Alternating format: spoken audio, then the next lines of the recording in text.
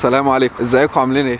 يا رب تكونوا بخير. قبل ما نخش في الموضوع بتاع الفيديو ده هيبقى معانا ضيف هيعرفكم بنفسه اسمه محمد. طبعا اكيد في كتير منكم هيكون عارفه، وانا اللي لسه جديد في القناه او لسه هيشترك ان شاء الله ومش عارفني ممكن يروح يتفرج على قصة السفر لألمانيا، هيعرف التفاصيل كلها يعني من أول حلقة لغاية الفيديو السابع تقريبا. بصوا بقى يا جماعة، جت أسئلة كتير ما بين ناس بتدرس أو عايزة تسافر شغل وقلقانه من موضوع المصاريف، وهل هو هيجيب مصاريف ولا لا، وهل هيبقى فيه شغل والشغل هيبقى مكفيه ولا لا، والحاجات دي كلها. فاحنا دلوقتي نروح مكان نقعد فيه عشان الموضوع ده مش هينفع واحنا ماشيين كده بنتكلم فيه، وبعد كده نبدا نتكلم في الموضوع. عبال ما احمد يروح المكان اللي هيقعد فيه يكلمكم عن الموضوع بتاع الفيديو دوت، فانا الشخص الضيف اللي هو كان بيتكلم عليه من شويه. اللي ما يعرفنيش منكم، انا اسمي محمد طنطاوي وبدرس هنا في المانيا.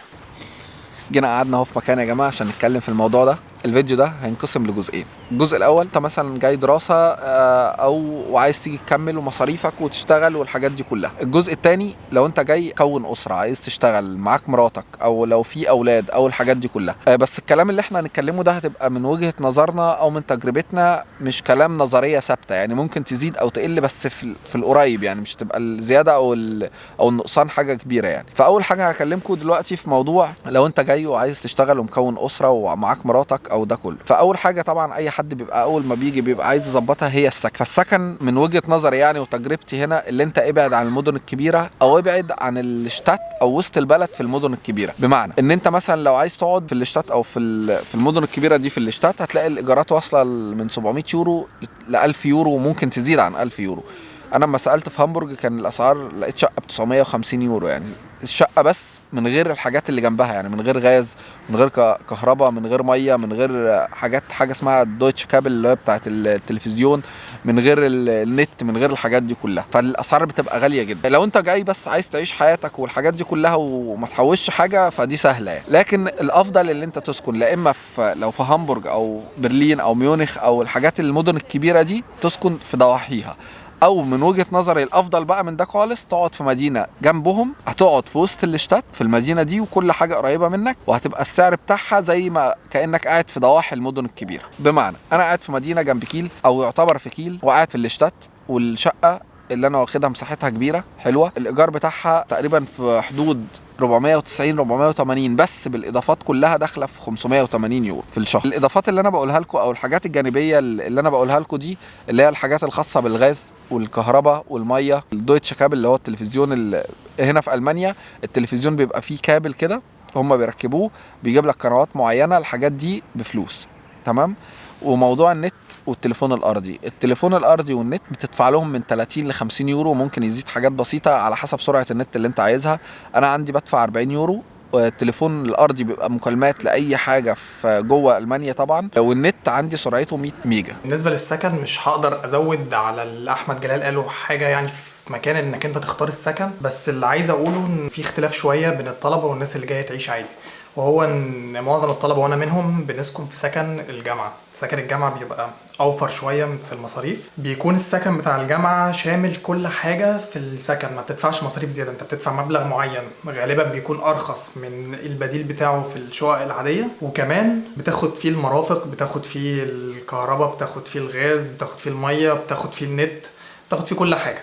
بس برضه بتدفع ضريبه التلفزيون اللي احمد قال عليها. انا شخصيا كتجربتي في معظم حياتي قضيتها هنا في المانيا سكن الجامعه، بدايه من مدينه جيسن كان ثمنه 190 يورو، وهنا في مدينه لوبك اللي انا عايش فيها ثمنه 220 يورو، فالرينج مش كبير. بس برضه في سكن طلبه بيبقى في اماكن تانية في مدن اكبر بيبقى اغلى، يعني برلين مثلا صحابي ساكنين بيدفعوا حوالي 270 يورو. فالمدينه بتختلف على حسب ثمن السكن وعلى حسب هي كبيره ولا لا. نيجي في الجزء الاهم اللي كله هيسال عليه، المرتبات وهصرف اعمل ايه. بص، المرتبات في الاول هنا في المانيا الحد الادنى ده من اول 2019 بقى في حدود 9 يورو 86 سنت، ده البروتو اللي هو الساعه من غير ما بيخصموا منها تامين وضرايب والحاجات دي كلها. فانت لو هتشتغل دلوقتي كاشير، هتشتغل برجر كينج، ماكدونالدز، الحاجات دي كلها هتاخد الحاجات دي. اللي هو 9 يورو 86 سنت، ده البروت. ما تحسبهاش بقى تضرب في 160 ولا 155 ساعه في الشهر وتقول لا ده انا المرتب كده، لا، هيقصوا منك كتير، هيقصوا منك تامين والحاجات دي كلها. يعني لو انت متجوز ومراتك مش شغاله وانت شغال هيقصوا منك في حدود مثلا 20 25% من الحاجات دي كلها. لكن لو انتوا الاثنين شغالين ممكن يقصوا في حدود 30%. لكن لو انتوا الاثنين شغالين وهي واخده نسبه ضرائب اقل منك هتلاقي نفسك بيتقص منك في حدود 40%. فلا الدنيا هتبقى زياده عليك جدا يعني. بس هو الموضوع لو انت جاي ومتجوز او جاي لوحدك بيتقص من 20 ل 30% لو مراتك مش شغاله يعني. اما بقى الموضوع بتاع المصاريف بشكل عام يعني مش السكن بس، فخلينا الاول اتكلم على حته الشغل. انت كطالب هنا في المانيا مش جاي وظيفتك تشتغل، انت بتشتغل عشان تكمل دراستك، بعد كده تبقى تشتغل وتكون حياتك. فالشغل بيكون على حسب وقت الدراسة. في معظم الطلبة بتشتغل حاجة اسمها ميني جوب اللي هي 450 يورو. في كمان حاجة اسمها التايلد سايت او البارت تايم، وده لو الطالب عنده وقت اكتر شوية. بالاضافة طبعا لو في اجازات ممكن يكثف فيها الشغل. اتكلم في النقطة تانية، المصاريف بقى. بص اقول لك على حاجة، انا بصرف حاليا في الاسبوع في حدود من 80 ل 100 يورو اكل وشرب. بس انا بجيب حاجات كتير جدا جدا، ده لفردين. انا بجيب كل يوم في تقريبا لا بتاكل لحوم لا فراخ لا سمك، الحاجات دي كلها ده كل يوميا الواحد انا باكل كده. وطبعا بجانب لو انت بتجيب شيبسات بقى وشوكولاتات وعصاير وبيبسي ومش عارفه ايه ومكسرات، ده كله اللي انا بكلمك فيه. يعني انت ممكن في حدود من 350 يورو في الشهر لو انتوا فردين، يعني انت ومراتك، فالموضوع مش هيبقى غالي جدا. انت ممكن تبقى يعني ده اغلى حاجه انت ممكن تصرفها في الشهر من 350 ل 400 يورو. انت ممكن تصرف اقل من كده كتير يعني، بس هو الواحد بيجيب الحاجات دي كلها. المصاريف انا كطالب بحاول اوفر على قد ما اقدر. يعني زي ما انتم شايفين انا قاعد في سكن الطلبه اللي هو اوفر سكن يعتبر في المانيا. بصرف كمان حوالي 100 يورو بالكتير قوي اكل طول الشهر، وده بالنسبه للناس اللي عايشه يعتبر قليل. يعني في ناس بتصرف اكتر من كده بكتير، بس انا بالنسبه لي ده بيكفيني.